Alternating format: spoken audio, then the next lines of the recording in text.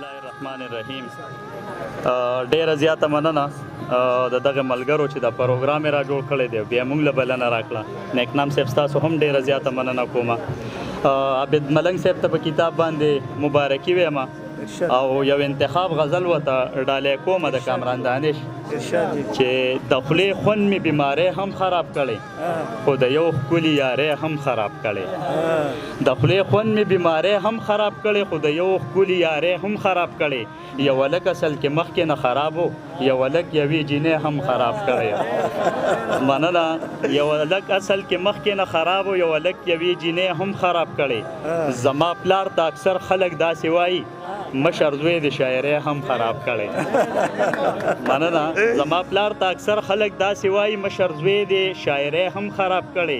یو په ښار کې د بلا سپکو نه سپک یم، بل کردار مې غریبۍ هم خراب کړی. یو په ښار کې د بلا سپکو نه سپک یم، بل کردار مې غریبۍ هم خراب کړی. داسې نه ده چې چالاکې دنیا وخوړ، کامران خپلې شمکورۍ هم خراب کړی. او خپل بس شعرونه سره شریک کړم چې غزل نه مخکې یو دوه شعره چې نن مې درنه خوري راپسې شوي دي، ستا د کوڅې سپي راپسې شوي دي، زه ترېنه په یوه او بله تختمه مړه څو سړي راپسې شوي دي. مننه. غزل وایم چې جاوید شاه لالا ته دی ډالۍ چې ځواني چې لاړه شي بیا بیرته زلمیتوب نه راځي، ځواني چې لاړه شي بیا بیرته زلمیتوب نه راځي، ته مې ښه خوښې خو بس چل د مینتوب نه راځي. مننه. ځواني چې لاړه شي بیا بیرته زلمیتوب نه راځي، ته مې ښه خوښې خو بس چل د مینتوب نه راځي. ستا جدایۍ کې زما خوب هم څه په دې ډول شو، زه وده کېږم خو اوس هغه شانتې خوب نه راځي. مننه. ستا جدایۍ کې زما خوب هم څه په دې ډول شو، زه وده کېږم خو اوس هغه شانتې خوب نه راځي. هر وخت سینګار کوه د دې ژوند نه مزې واخله.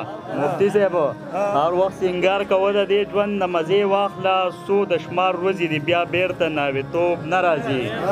مننه. او شکر دی اوس مې ګزاره شوې د ډېر ښه یمه، شکر دی اوس مې ګزاره شوې د ډېر ښه یمه، اوس په ما هغه شان چپې د لیونتوب نه راځي. نعیم شاکر په نصیحت درته مری وچکړه، بلا مو دو شوه خو تا کې سړیتوب نه راځي. مننه. او یو څو شعرونه وایم چې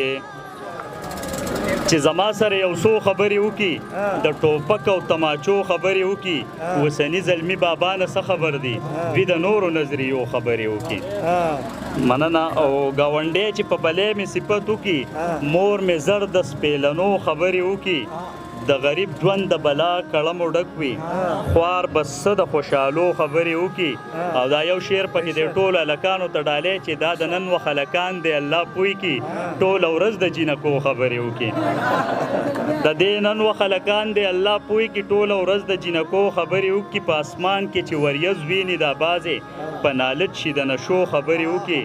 او د نعیم شاکر غزل کې به نور څه وي، پښتنو ته د پښتو خبرې وکړي.